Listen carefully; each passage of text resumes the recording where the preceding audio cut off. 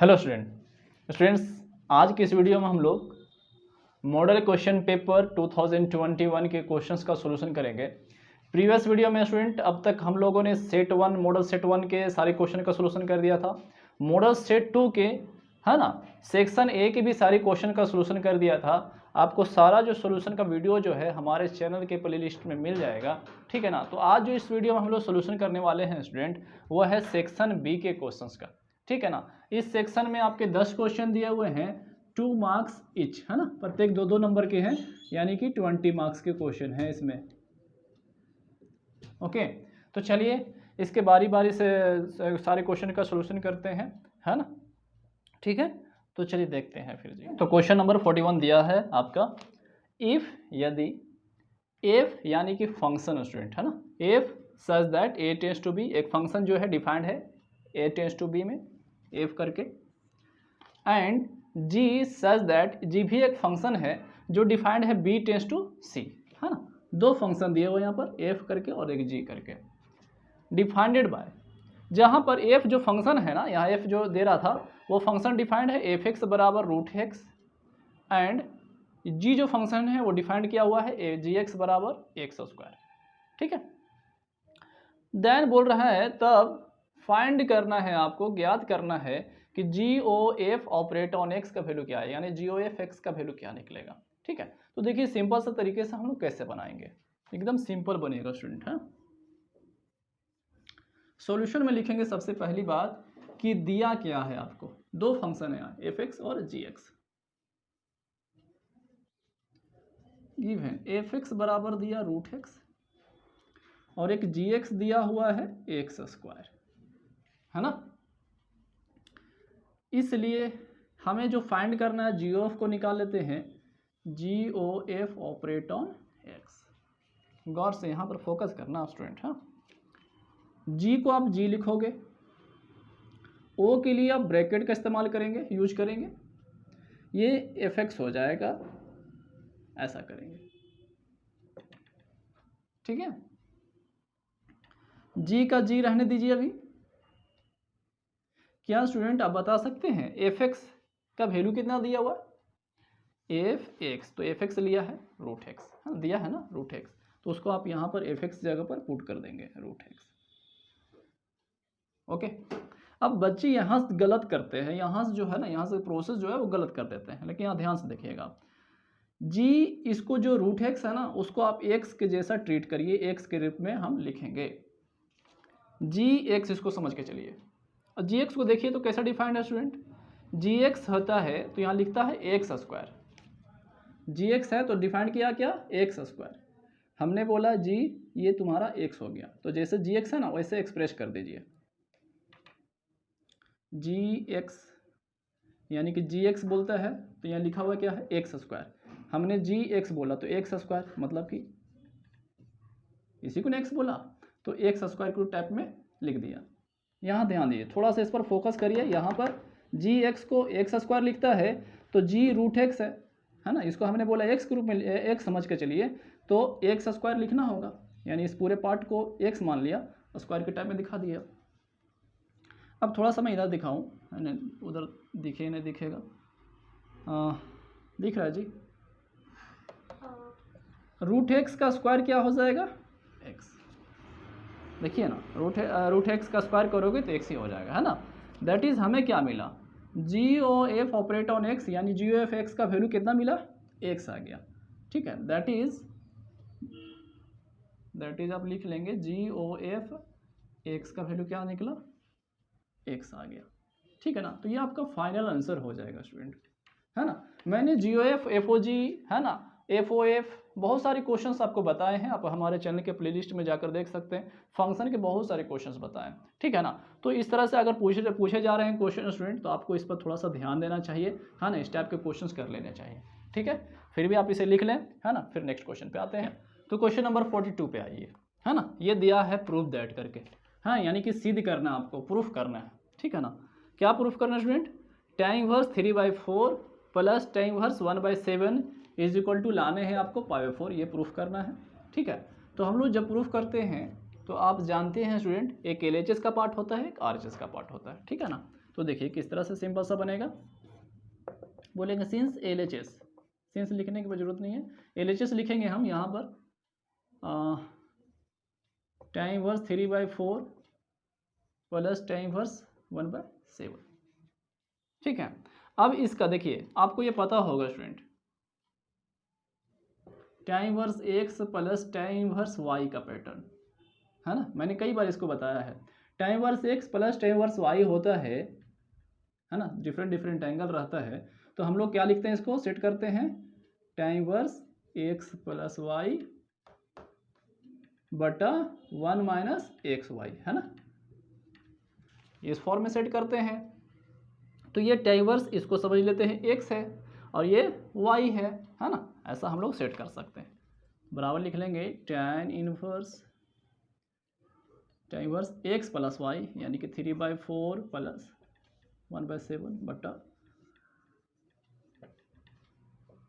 देखिए गौर करिए, हाँ बिल्कुल सिंपल लगेगा। अब रही बात कैलकुलेशन, तो कैलकुलेशन तो जानते हैं आप, है ना, 4 और 7 कैल्शियम ले लीजिए, 4 और 7 कैल्शियम आ जाएगा 28, है ना, एलसीएम 28 आ गया। अब 4 से इसमें डिवाइड कर लो, कितने आएंगे, 7 टाइम्स में 4 7 28, है ना, 7 टाइम्स में जो 7 आता है उसको हम ऊपर से मल्टीप्लाई कर लेंगे, 7 21 प्लस, अब 7 से डिवाइड कर लीजिए, 7 चौके 28, 4 आ रहा है, फिर 4 को ऊपर से गुना कर लेंगे, 4 1 4 इस नंबर को, ये आप जानते हैं, ठीक है ना, इसको कर लिया आपने।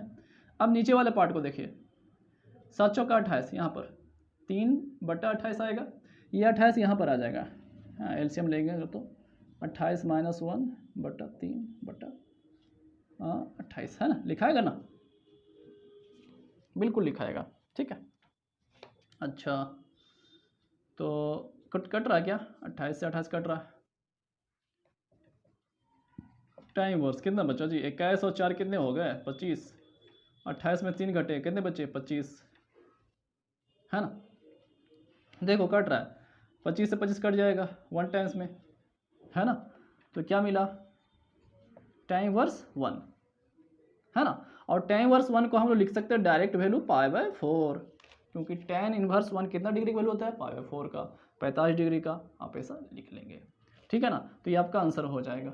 यहाँ तक दिख रहा था, देखो, है ना, ठीक है। तो स्टूडेंट आप इसको जो है अच्छे से लिख लेंगे, है ना, ये जो है आप ऐसा भी दिखा देंगे कि ये tan inverse x plus tan inverse y बराबर इतना फॉर्मूला होता है, तो ये आपका फुल आंसर हो जाएगा, ठीक है, लिखिए इसको। हाँ जी, तो आते हैं क्वेश्चन नंबर 43 पे। देखिए क्वेश्चन नंबर 43 और ही सिंपल दिया, मैट्रिक्स का क्वेश्चन है, ए बराबर ये आपको एक मैट्रिक्स दे दिया, बी बराबर ये दूसरा मैट्रिक्स है, बोल रहा फाइंड करो ए इंटू बी, यानी ए और बी के साथ प्रोडक्ट करने हैं, गुणा करना है ना, मल्टीप्लिकेशन फाइंड करना है, सिंपल सी बात। तो सोल्यूशन में लिखेंगे ए इंटू बी निकालना है, तो पहले आप ए का वैल्यू लिख लीजिए 1 - 2 3 डॉट, यानी कि इंटू 2 4 2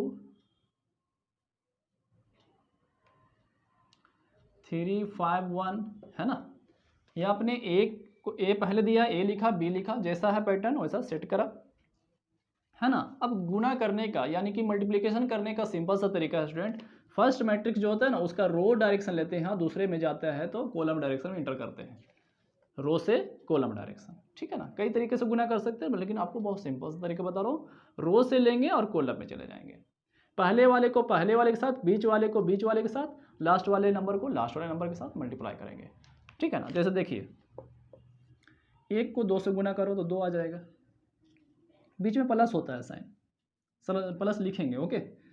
-2 को 4 से गुना कर लो, -8 आ रहा है, ठीक है ना। आप डायरेक्ट चाहते हो तो प्लस माइनस -8 लिख सकते थे, लेकिन मैं दिखाना चाह रहा हूँ कि देखो गड़बड़ नहीं करो ना। अच्छा ये हो गया, अच्छा 3 दूनी 6, ठीक है ना। तो क्या कॉल आ रहा है, ठीक है ना। तो आप इसे समझ गए, 3 2 जा 6, ये हो गया। अच्छा अब थोड़ा ध्यान देना और, है ना, ये फर्स्ट वाला तो इसमें हो चुका है, अब ये रो इसमें भी इसी तरह मल्टीप्लाई होगा, जैसा किए थे ना इसमें, वैसा इसमें भी करेंगे। चलिए 1 को 3 से मल्टीप्लाई करेंगे तो 3 आएगा स्पेस लेकर के, क्योंकि दूसरे को कर रहे हैं, है ना। अच्छा, -2 को 5 से करोगे तो कितना आ जाएगा, -10। ठीक है, आप यहाँ पर प्लस दिखा के -10 ऐसे लिख सकते हैं, समझे ना बात को। लिख देता हूँ जी। अच्छा, फिर 3 को 1 से +3। ओके, ठीक है। फर्स्ट इसके साथ हो गया, लिख लिया। फर्स्ट ये वाला इसके साथ हो गया, यहाँ लिखा गया। अब देखिए सेकेंड रो, ये दूसरा जो है वो सेम टू सेम उसी प्रोसेस में आएगा। ठीक है, -4 को 2 से करोगे तो कितना हो जाएगा, -8, पीछे प्लस 2 चौके 8 प्लस 5 दूनी 10। ठीक है ना। अब यही वाला इसमें करिए, -4 को 3 से करोगे तो -12 प्लस 10 आ जाएगा जी, +1 सॉरी 5, 5 के 5 ना आएगा। हाँ, थोड़ा सा ध्यान दीजिएगा ना तो हो जाएगा, ऐसा कोई टफ वाली बात ना है। तो 2 ये प्लस माइनस -8 ही है ना, -8 यानी कि 2 और 6 8 हो गए। 8 में से 8 घट जाएंगे यहाँ पर तो 0 मिलेगा। कैलकुलेशन पूरा अच्छा से करो, 0 ही आ जाएगा। 3 और 3 कितने हो गए, 6। 6 में से देखिए प्लस माइनस माइनस होगा स्टूडेंट, है ना, यानी कि 6 में से -10 घटेंगे। 6 में से 10 घटेगा तो -4, 8 8 कट गया, बचा 10। 10 और 5 15, 15 में से 12 घट जाएंगे तो बचेंगे 3। ठीक है, तो ये A डॉट बी यानी कि A इंटू बी का प्रोडक्ट का वैल्यू ये आपका आंसर हो जाएगा। ठीक है ना, तो आप इसे भी लिख लीजिए अच्छे से, फिर हम लोग आगे बढ़ते हैं। हाँ चलिए फिर लिखिए जी इसको।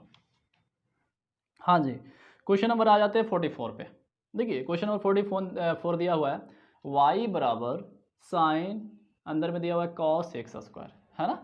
ठीक है, ये फंक्शन दिया हुआ है y बराबर। ठीक है, अब बोल रहा है फाइंड करें, देन फाइंड dy/dx, यानी कि इस फंक्शन को आपको डिफ्रेंशिएशन करना है, dy/dx फाइंड करना है। ठीक है, तो देखिए सिंपल सा,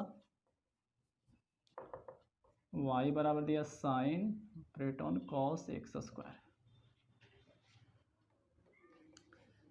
तो यहाँ पर dy/dx है, यानी x के रिस्पेक्ट में इसको डिफ्रेंशिएशन कर लेंगे, differentiating with respect to x, है ना, शॉर्ट में लिखा मैंने। तो dy/dx कौन है जी, y, dy/dx sign cos x²। देखिए ये y था, इधर में मैंने dy/dx लगाया, ये जो भी फंक्शन है इधर भी dy/dx लगा, है ना। ठीक है, अब गौर करना स्टूडेंट, ये आप इसे अच्छे से लिख सकते हो dy/dx बराबर का बराबर। हाँ, पहले ध्यान दीजिए यहाँ पर अच्छा से। हाँ, पहले कौन सा फंक्शन, साइन है ना, तो साइन, इसे जो अंदर वाले फंक्शन रहेंगे उसे x समझकर x के जैसा ट्रीट करेंगे, यानी कि साइन x, पूरे पार्ट को क्या बोला मैंने, x मान लो।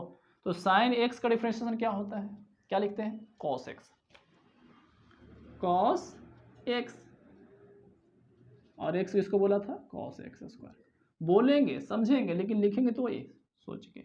ठीक है ना, पहला जो था साइन, इसको एक समझ करके साइन x का हो गया cos x, इंटू फिर लिखेंगे इंटू। ठीक है, फिर उसके अंदर चले जाएंगे, साइन का तो हो गया, फिर cos है cos x², तो cos और cos के जो अंदर है उसको x के रूप में हम लोग समझ कर काम करेंगे। cos x का क्या होता है, minus sine x, minus sine x बोले तो x²। ठीक है, फिर लिखेंगे इंटू, क्योंकि एक्चुअली में तो x नहीं है ना, क्या है, x² है। अब x² का डिफरेंशिएशन कर लेंगे तो ये 2x होगा। ठीक है ना, तो आप ऐसा करेंगे dy/dx बराबर, ये माइनस को हम पहले लिख सकते हैं और 2x भी पहले लिख सकते हैं, यानी कि -2x। देखो माइनस पहले लिख लिया और 2x भी पहले कर दिया, है ना, बाकी जितना है सारा वो लिख लो, cos x² साइन x²। ठीक है, तो ये आपका फाइनल आंसर हो जाएगा स्टूडेंट, समझे बात को। कोई डिफरेंशिएशन कोई टफ नहीं है ना। डिफरेंशिएशन अगर बेसिक रूप से जानना है, सीखना है स्टूडेंट, तो आप हमारे चैनल के प्लेलिस्ट में जाकर देख सकते हैं, बहुत सारे मैंने डिफरेंशिएशन के क्वेश्चंस बनाए हैं, बेसिक्स भी बताए हैं। यहाँ पर मॉडल क्वेश्चन सॉल्व कर रहे हैं स्टूडेंट, तो टू द पॉइंट हमें बात करना पड़ रहा है, ठीक है ना। तो आप इसे समझने का बिल्कुल प्रयास करेंगे, ऐसा कोई हार्ड नहीं है, ठीक है। चलिए सही लिख लीजिए। हाँ जी, देखिए क्वेश्चन नंबर 44 में जो है ना स्टूडेंट, वो और में भी दिया हुआ है, ठीक है। तो और वाले भी क्वेश्चन हम लोग सॉल्व कर लेते हैं। क्वेश्चन दिया है y प्लस साइन वाई बराबर कॉस एक्स, ठीक है, ये फंक्शन दिया। फाइंड करना है dy बाई डी एक्स, है ना, dy बाई डी एक्स निकालना है, यानी इस वैल्यू इस फंक्शन को भी x के रिस्पेक्ट में डिफरेंशिएशन करना है।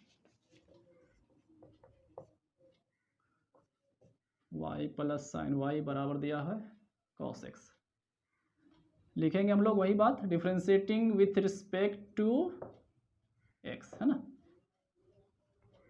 शॉर्ट में आप पूरा लैंग्वेज पूरा लिखना चाहते हो तो लिख दो, पूरा differentiating with respect to x, उसका कोई दिक्कत नहीं है। हाँ जी, डी बाई डी एक्स बराबर किधर वाले में डी बाई डी एक्स लगा रहा हूँ, बराबर का बराबर डी बटा डी एक्स कॉस एक्स, ठीक है। यहाँ तक दिक्कत नहीं होना चाहिए स्टूडेंट, है ना। अब ये जो D by D x student, ये सारे फंक्शन के सभी के लिए है ना। जैसे आप जानते हैं कि अगर मान लीजिए ऐसा है 2a into x plus Y, यानी कि 2 जो है वो सभी के वास्ते मल्टीप्लाई में है ना, सभी को गुणा करेंगे, तो यही बात है, डी बाई डी एक्स जो है सभी के डिफरेंशिएशन में आएगा, है ना। तो ध्यान दीजिए, है ना, ये हो जाएगा आपका, लिखा जाएगा डी बटा डी एक्स वाई, और ये लिखाएगा डी बटा डी एक्स प्लस का प्लस साइन वाई बराबर डी बटा डी एक्स कॉस एक्स अभी रहने देते हैं, ठीक है। बस एक स्टेप आगे बढ़ाया मैंने।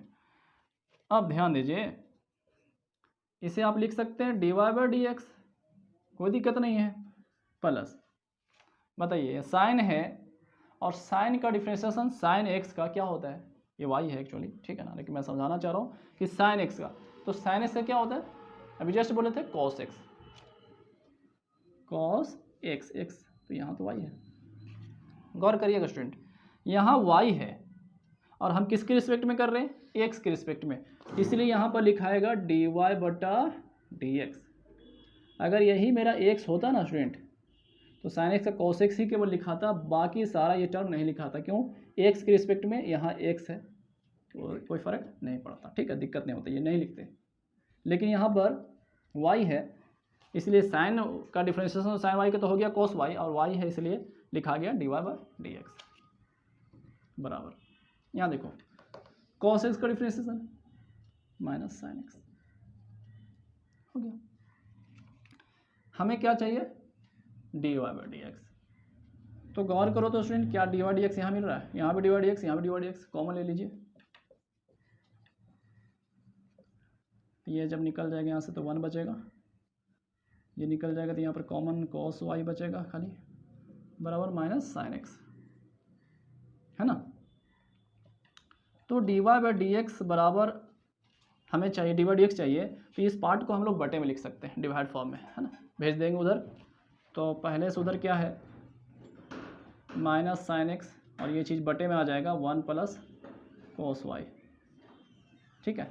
तो थोड़ा सा आपको डिफरेंशिएशन पर ध्यान देने की ज़रूरत है स्टूडेंट, है ना, ठीक है।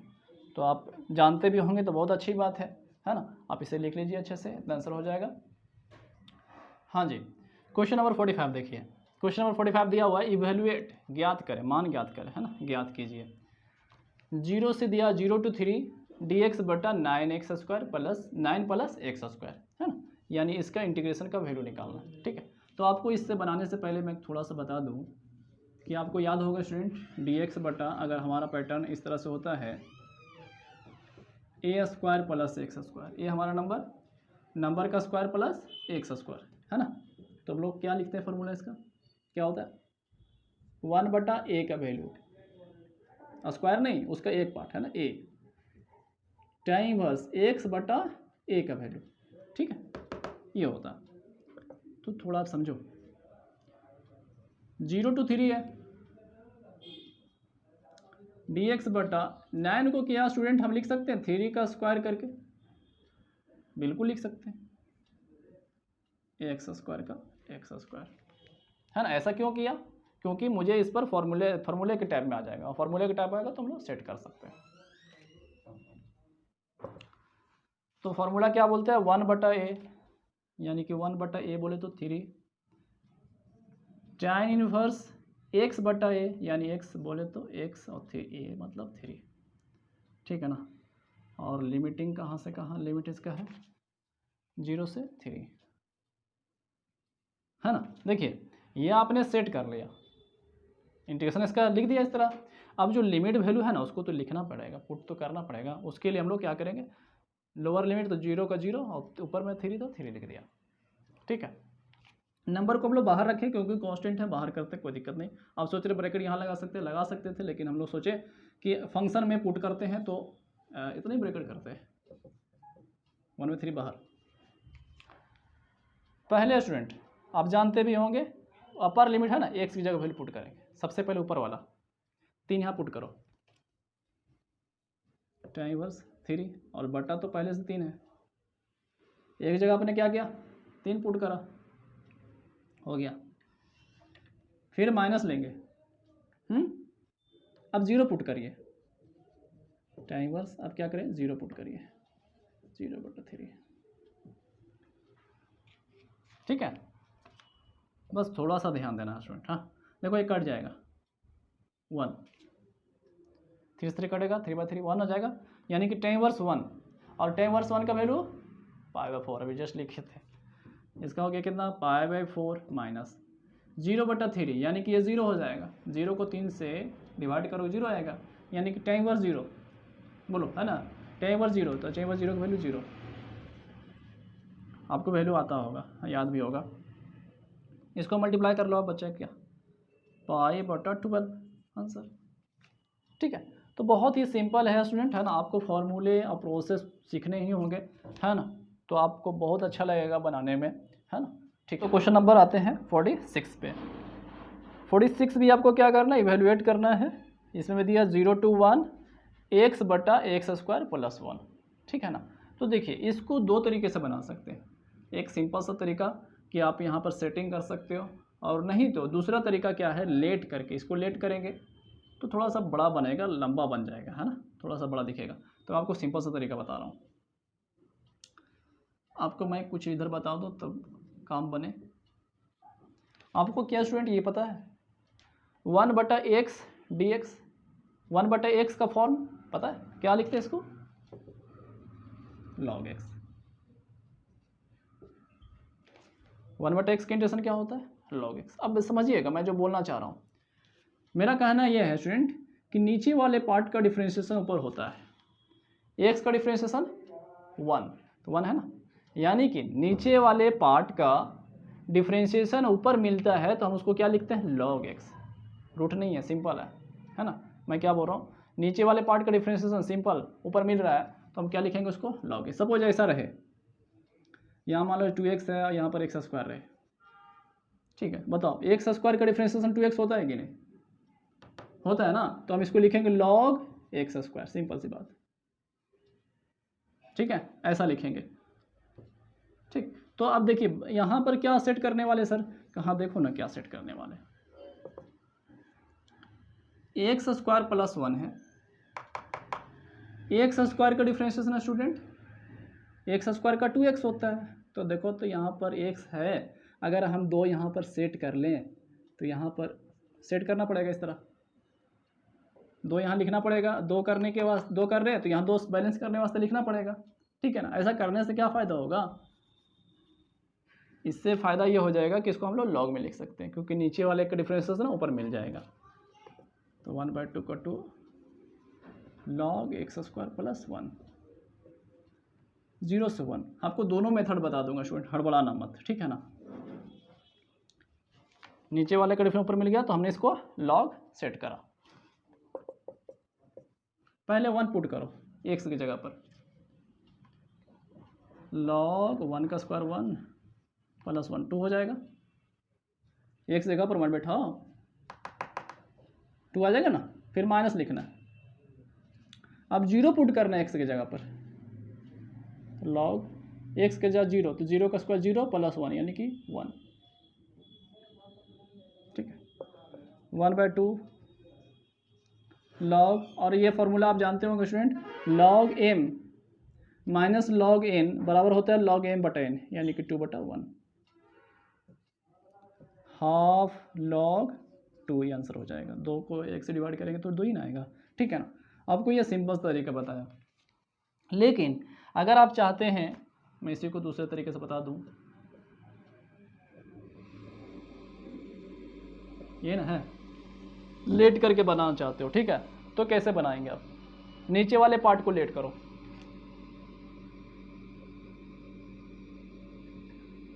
कुछ भी टी मान लिया, हाँ, जब लेट करें तो इसको डिफ्रेंशिएट भी करें, एक्स स्क्वायर का डिफ्रेंशिएशन 2x प्लस 1 का 0 और ये टी का हो जाएगा dt बटा dx, क्योंकि x के रिस्पेक्ट में कर रहे हैं, हो गया ऐसा।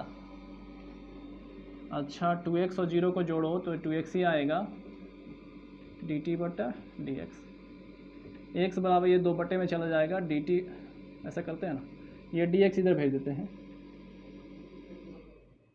और 2 को इधर भेज देते हैं, dt बटा 2, dx आ गया वेरिएबल के साथ, x dx हो गया और ये 2 है सो बटे में भेज दिया, ठीक। यहाँ से बोलेंगे नहीं कि सर यही वाला अच्छा लगा, ठीक है, फिर भी आपको मैं बताना चाहता हूँ कि जो मज़ा लगेगा उससे बनाना। हाँ गौर करिएगा यहाँ पर जो बोलना चाह रहा हूँ, एक्स स्क्वायर प्लस 1 बराबर क्या माने थे आप, टी माने थे ना। अब क्या करना है, जब लेट करके बनाएंगे ना स्टूडेंट, तो उसका लिमिटिंग केस यानी लिमिट वैल्यू भी चेंज करना पड़ता है, चेंज करेंगे। हाँ तो पहले आप 0 पुट करो एक्स की जगह पर, देखो मैं क्या लिख रहा हूँ, देखना जी उधर दिख रहा है, एक्स की जगह 0 बैठाओगे, वेन एक्स बराबर 0 देन, जब 0 बैठा दोगे ये वाला 0, ये 0 प्लस 1 बोलो 1 आएगा, 1 आएगा यानी t बराबर 1 मिलेगा, देन t बराबर 1, ठीक है। अच्छा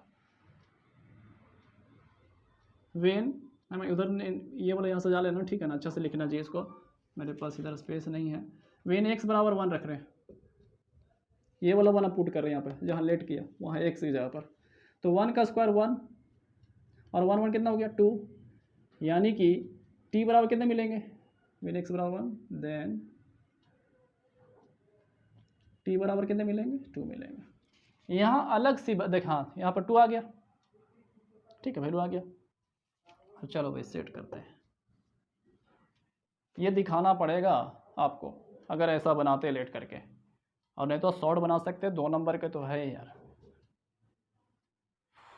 हाँ देखिए अब अच्छा से लिखते हैं, 0 है ना, तो 0 जब रखा, 0 का लिमिटिंग चेंज वैल्यू क्या निकला t में 1 का, जब 1 रखा था तो 1 रखने के बाद t का वैल्यू क्या निकला था 2,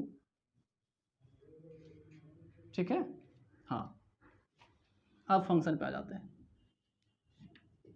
एक्स स्क्वायर प्लस 1 को क्या माने थे स्टूडेंट t, तो t बैठा दो, नीचे है ना t, एक्स स्क्वायर प्लस 1 नीचे में है ना, लिखा गया। एक्स डी एक्स बचा हुआ है, एक्स डी एक्स का सेटिंग कहीं है क्या, देखो तो एक्स डी एक्स का सेटिंग कितना, उसका वैल्यू कितना है डी टी बटा 2, तो डी टी बटा 2 ऐसा लिख देंगे, बेहतर होगा ये बटा 2 इधर लिख देते हैं यार, बटा 2 नीचे आएगा ना, तो 2 को हम बाहर लिख सकते हैं बटे में, इतना तो समझ ही सकते हैं। हाँ जी अब बताओ, वही पैटर्न आ गया ना, 1 बटा एक्स का लॉग एक्स लिखते हैं, तो 1 बटा टी क्या लिखा जाएगा लॉग टी, है 1 से 2, और देखो छूट रहा है बाहर वाला नंबर हुआ 1/2,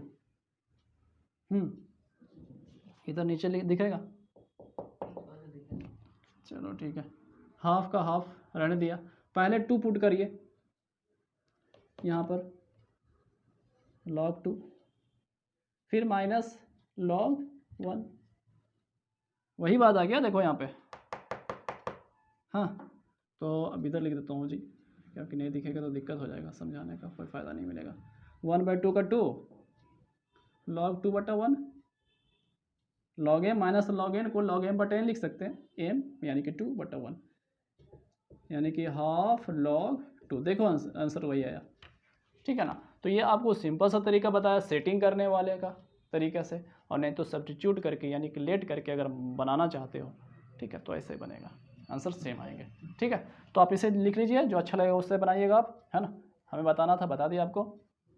ठीक है, तो आगे आते हैं फिर, चलिए आ जाते हैं 47, हाँ 47, यस, लिख रखा है, दिया है सोल्व द डिफरेंशियल इक्वेशन। ये जो डिफरेंशियल इक्वेशन दिया उसको सॉल्व करिए। कितना छोटा छोटा क्वेश्चन दिया है जी, सिंपल सिंपल सा। आप यहाँ पर लिख लेंगे कि डी वाई बटा डी एक्स बराबर दिया है वाई बटा एक्स। ठीक है, तो स्टूडेंट आपको याद होगा मैंने वेरिएबल सेपरेबल आपको डिफरेंशियल इक्वेशन पढ़ाया था। क्या करते हैं वेरिएबल सेपरेबल में कि हम लोग डी वाई की तरफ वाई वाले फंक्शन लेके आ जाते हैं और डी एक्स की तरफ एक्स के फंक्शन लेके चले जाते हैं। मतलब सिंपल सा है, देखिए वाई है ना, यहाँ पर वाई को इधर लेके आ जाते हैं और डी एक्स को यहाँ ले जाते हैं। डी वाई यहाँ पहले, वाई को ऊपर है, नीचे लेकर आओ, जब दूसरे साइड आएगा यहाँ से आएगा तो बटे में ना आएगा, और इसको यहाँ लेके चले जाइए, डी एक्स बटा एक्स। बटा एक्स तो पहले से था, डी एक्स यहाँ आ गया। अब यहाँ पर ध्यान दो, डी वाई है तो वाई का टर्म इधर है, डी एक्स है तो एक्स का टर्म है, चाहे ऊपर रहे, है ना, या नीचे रहे, डिनोमिनेटर में रहे या नोमिनेटर में रहे, कोई दिक्कत नहीं। हमारा तो वेरिएबल सेपरेट हो चुका है। ठीक है, और जब वेरिएबल सेपरेट हो जाता था तो हम लोग करते थे इंटीग्रेशन, है ना, तो लिखेंगे integrating both side D Y बटा वाई डी एक्स बटा एक्स, है ना, सेम टू सेम स्टूडेंट अभी इंटीग्रेशन किया था। 1 बटा एक्स का पैटर्न को log x लिखते हैं, तो 1 बटा वाई का पैटर्न है यहाँ पे, हम इसको लिखेंगे log y, इसको क्या लिखेंगे log x, है ना। याद रखना सारे फंक्शन यहाँ log में आंसर आ रहा, log में आ रहा है, इसका इंटीग्रेशन log में आया, इसका भी log में आया, तो कांस्टेंट जो हम लोग लिखते हैं ना जब इंटीग्रेशन करते हैं तो एक कांस्टेंट लिखते हैं c प्लस c। ठीक है, लेकिन ध्यान दीजिएगा जब हमारे सारे फंक्शन का वैल्यू जब इंटीग्रेशन करें और सभी log में आए तो उसके कांस्टेंट जो होते हैं ना स्टूडेंट, वो भी हम लोग log में लिखा करेंगे, log में लेंगे। अगर दोनों में से या कोई केयू में से कोई एक अगर डिफरेंट आ जाए, दो log है, एगो log नहीं है, तो हम प्लस से लिखेंगे, लेकिन जब सभी log में आ रहा है तो कांस्टेंट भी log में लीजिएगा। ओके, अच्छा, तो log y बराबर log m समझकर प्लस log n, तो क्या होता है log m into n, log m यानी m और n यानी कि c। ठीक है, याद होगा स्टूडेंट, ऐसा मैं दिखा दे रहा हूँ, log m plus log n को लिखते हैं log m इंटू n, याद भी होगा, मैंने कई बार लिखाया है। तो ये इसको सेट करा इस पर,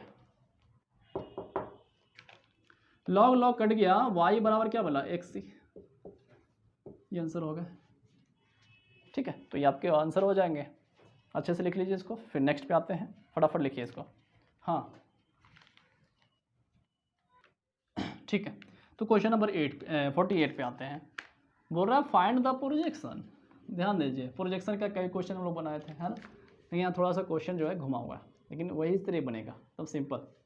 find the projection, projection find करें ऑफ द वेक्टर, किस वेक्टर का, इस वेक्टर का along the vector J vector, है ना, तो इस वेक्टर का along the vector J vector, है ना। तो देखिए कैसे हम लोग निकालते थे स्टूडेंट प्रोजेक्शन का, हम लोग होता था ए वेक्टर और एक बी वेक्टर होता था, अब बोलता था प्रोजेक्शन फाइंड करिए ए वेक्टर ऑन बी वेक्टर, यहाँ लिखा रहता खाली ऑन, ये याद करो थोड़ा सा, projection A vector on B vector, तो कैसे निकालते थे, A vector dot B vector, but जिस पर बोलता था उसी का मैग्नीट्यूड, याद भी कराया तो फार्मूला तरीके से।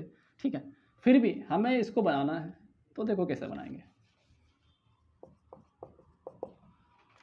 जो पहला वेक्टर दिया उसको ए वेक्टर मान लो,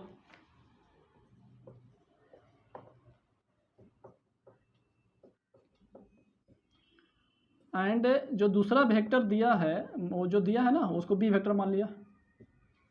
ठीक है ना, अब हमको क्या निकालना, प्रोजेक्शन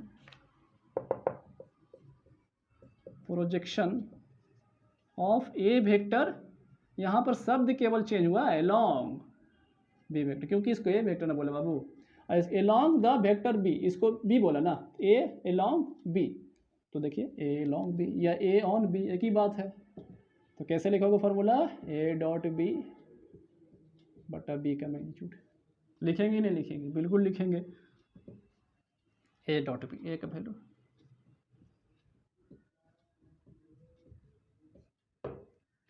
जे, बी का वैल्यू जे वेक्टर बटा जे का मैग्नीट्यूड। हाँ, कौन सा प्रोडक्ट है, डॉट प्रोडक्ट। तो हम लोग प्रोडक्ट का रूल सीखे हैं। आई वाले को आई से करते हैं, जे वाले को जे से, के वाले को के से। तो यहाँ बोलिएगा सर यहाँ तो आई है ही नहीं है, हाँ तो वो जीरो हो गया। जे देखो यहाँ पर जे कितना 1 और यहाँ जे कितना 1, तो जे डॉट जे कितना होता है 1। बाकी सारा टर्म जीरो है, 0 + 1 + 0 ऐसा समझ सकते हो।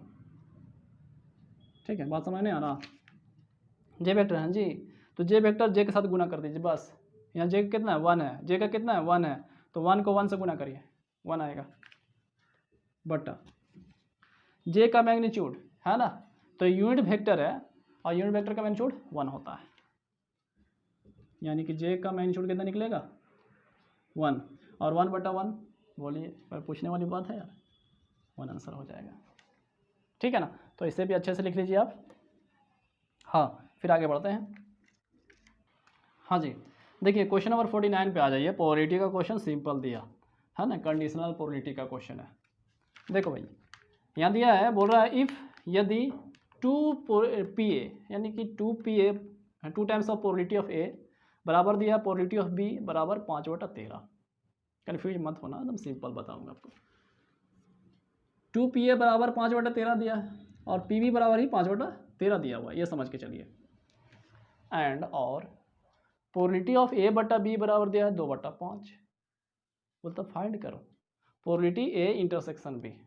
तो देखिए सिंपल सा है, सॉल्यूशन हम लोग लिखेंगे सिंस 2 PA बराबर PB बराबर 5/13 है ना दिया स्टूडेंट।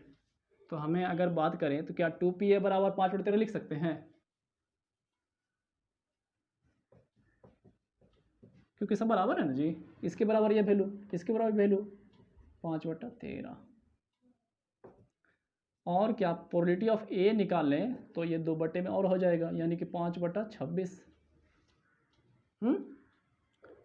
एंड इसके अच्छा PB प्रोबेबिलिटी ऑफ B बराबर 5/13 हम डायरेक्ट लिख सकते हैं, सिंपल सा वैल्यू। हाँ, थोड़ा सा क्वेश्चन घुमाया, प्रोबेबिलिटी पहले देता था अलग करके, प्रोबेबिलिटी ऑफ A बराबर इतना, प्रोबेबिलिटी ऑफ B बराबर इतना, लेकिन यहाँ सब मिला के दे दिया। ठीक है, तो क्या हम लोग नहीं समझते हैं कि प्रोबेबिलिटी ऑफ A चाहिए तो इसके बराबर दिया है ना, ये सब मेरे बराबर है ना, तो हम लिख सकते हैं इतना। अच्छा, और क्या दिया, आल्सो और क्या दिया भाई, probability of A under B या A बटा B बराबर 2/5। ध्यान देना स्टूडेंट, ये सब तो बात किया मैंने जो दिया हुआ उसकी बात करा, A लिखा, B लिखा, इंटरसेक्शन बटे वाला लिखा। ठीक है ना, हमें ये तो चाहिए। तो क्या स्टूडेंट आपको कंडीशनल प्रोबेबिलिटी का फॉर्मूला याद है क्या, कौन सा सर, क्या देखो A बटा B वाला, बोला याद होगा, बिल्कुल क्यों नहीं याद है। Probability of A intersection B है ना, A बटा B होता है क्या, A और B का इंटरसेक्शन, और जो बटे में होता है वही लिखते हैं प्रोबेबिलिटी ऑफ B। सिंपल से तरीके से बहुत सारे याद करवा दिया था आपको, ऐसा लिखते हैं। अब आप बताओ क्या किसका किसका वैल्यू मालूम है, जिसका वैल्यू मालूम है यानी जानते हो उसको वैल्यू पुट कर दो। तो प्रोबेबिलिटी ऑफ A बटा B का वैल्यू निकलता है 2/5 दिया हुआ यार, मैं यहाँ पर यहाँ लिखता हूँ 2/5 इसकी जगह पर। हाँ, प्रोबेबिलिटी ऑफ B बताओ कितना, किधर है, 5/13 है ना जी। अब ये 13 जो है यानी ये जो नंबर है इसे इधर गुणा कर देंगे, इधर भेज देंगे, 2/5 गुने 5/13 बराबर कितना होगा, probability of A intersection B। कटेगा कुछ जी, 5 से 5 कट जा रहा, तो 2/13 बराबर probability of A intersection B। तो इस तरह से ये आपका आंसर हो जाएगा स्टूडेंट, है ना, इंटरसेक्शन का। ठीक है, तो चलिए लास्ट क्वेश्चन जो बचा हुआ है उसे भी कर लेते हैं। आप इसे लिखिए फटाफट, ठीक है। तो क्वेश्चन नंबर 50 देखेंगे स्टूडेंट। हाँ, सिंपल है। मैंने क्वेश्चन इस तरह बताया था पी करके, है। देखिए ध्यान से, यहाँ लिखा लेमडा लिख दिया है। Find the value of lambda, lambda का वैल्यू ज्ञात करें। इफ़ द स्ट्रेट लाइन, ये स्ट्रेट लाइन दे रखा है फर्स्ट वाला, एंड दूसरा स्ट्रेट लाइन दे रहा है, दे दिया है, बोलता है आर परपेंडिकुलर। ये जो दोनों लाइन है स्टूडेंट, बोल रहा है परपेंडिकुलर है टू ईच अदर, है ना, एक दूसरे पर, परस्पर, ठीक है ना, परपेंडिकुलर है। तो पूछ रहा है कि लेमडा यहाँ जो है वो कितना होगा, वो पूछ रहा है। तो स्टूडेंट आपको पता होगा परपेंडिकुलर कंडीशन क्या होता था, दो लाइन परपेंडिकुलर है, इसका मतलब है कि उसके डायरेक्शन रेशियो का प्रोडक्ट क्या होना चाहिए, 0 होना चाहिए। मतलब देखिए मैं बता रहा हूँ सोल्यूशन करके, बोलेंगे from first line, from first line, first line, है ना, फर्स्ट लाइन डायरेक्शन रेशियो कितना है स्टूडेंट, फर्स्ट लाइन का direction ratio 2 4 lambda, 2 4 lambda. From second line, second line का डायरेक्शन रेशियो कितना है स्टूडेंट, 1 3 -1, है ना। मैं शॉर्ट में लिखा सकता हूँ ऐसा। तो यहाँ बोल दिया है कि ये जो है ना दोनों परपेंडिकुलर है, ये दोनों लाइन क्या है, परपेंडिकुलर, ठीक है। तो perpendicular, we know that, we know that, हम लोग जानते हैं क्या, फॉर परपेंडिकुलर, है ना, फॉर परपेंडिकुलर, फॉर परपेंडिकुलर के लिए कंडीशन क्या होता है, A1 A2, याद होगा, B1 B2 plus C1 C2 बराबर 0। अगर हम लोग इसको ना लिखें फिर भी कोई दिक्कत नहीं, आप ऐसा दिखाइएगा, for perpendicular A1 A2 plus B1 B2 plus C1 C2 बराबर 0 होता है। मतलब ये A1 B1 C1 है, ये A2 B2 C2 है, डायरेक्शन रेशियो जी, है ना, ठीक है। चलो A1 A2 यानी 2 1 2 प्लस B1 B2, B1 आपका 4 है, B2 3, 4 3 12, C1 C2 यानी कि लेमडा और -1 तो माइनस लेमडा। इस पर गौर करो स्टूडेंट, हाँ, कोई ज़्यादा टफ वाली बात नहीं है, मैं प्रोसेस सारा कुछ मैं लिख दे रहा हूँ, ठीक है। कैसे लिखा है ये सब वही बता दिया, ठीक है। परपेंडिकुलर बोला इसलिए परपेंडिकुलर कंडीशन ये वाला होता है, और इसका वैल्यू लिख रहे हैं। 12 2 14 माइनस लेमडा बराबर 0, तो ये माइनस लेमडा उधर भेज दो, 14 बराबर लेमडा, यानी कि लेमडा का वैल्यू कितना होगा स्टूडेंट, 14, है ना। तो इस तरह से स्टूडेंट, है ना, सेक्शन बी के मैंने सारे क्वेश्चंस का सोल्यूशन कर दिया, ठीक है।